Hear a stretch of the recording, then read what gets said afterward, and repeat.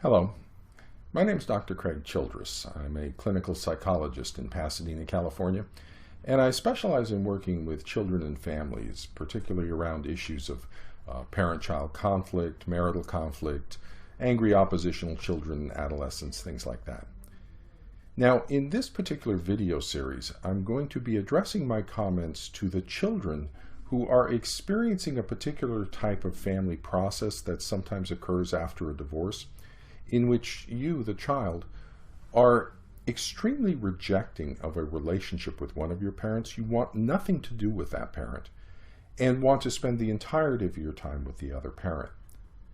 Now, my guess is you're between the ages of about 12 to 17 years old, although you might be an adult now who experienced that process as a young adolescent or child and continue to reject a relationship with one of your parents. Now, you've probably been asked to watch this video series by the rejected parent, and I really appreciate your taking the time to do this. I know it's not something you want to be doing.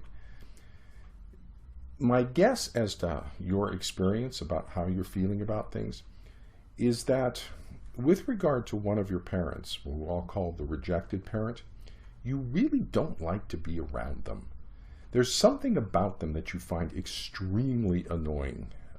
And you may not be able to quite put your finger on it. It's something about the tone of voice or the way they talk to you, or it's simply something about who they are as a person that just irritates you, that creates this tremendous sense of anger and annoyance and irritation. You just want to get away from them. And you can't really describe it to other people. It's hard to describe. And sometimes other people don't recognize it. So that, you might think that this rejected parent presents a false face to other people, so that other people don't see just how bad they are, just how annoying they really can be. And yet when you're over with the other parent, who I'll call the favored parent, you don't feel this. You and the favored parent get along pretty well, and you're probably a good kid, you do well at school. Everything's fine when you're with the favored parent, and you just don't like to be with that rejected parent. It's something about them that's just really, really annoying. And so I want to talk about what's going on in this family and what are going on in the relationships. Now, I have no doubt that what you're feeling is authentic. Okay, the annoyance and irritation that you feel for that rejected parent, I'm absolutely convinced that it is a real feeling you're experiencing.